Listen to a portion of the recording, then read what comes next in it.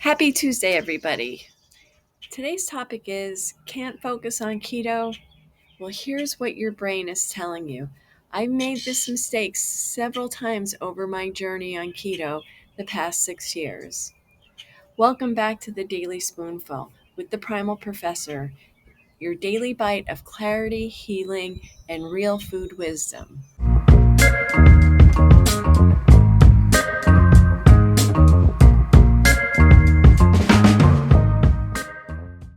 If you've ever felt like your focus disappears on keto or that you can't seem to stay on track, it might not be a lack of discipline.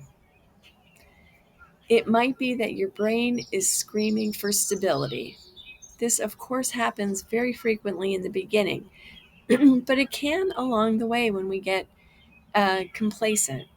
You see, most people come to keto with their brains used to sugar spikes. Your neurons are trained to chase that next carb. And when it's gone, they go quiet until they panic. The panic can feel like brain fog or irritability or I just want to quit. But what your brain is really asking is, are we safe without sugar? So today's nugget, your brain isn't broken, it's just adapting. I remember I felt at different periods of time like I couldn't think on keto. And it turned out in those moments, I wasn't eating enough fat or I was not having electrolytes. Mostly when I was trying to drop a little more weight and I would lower fat, that's when it would happen. Once I added more eggs, salmon, good healthy fats, the clarity returned. My brain wasn't failing, it just needed more fuel.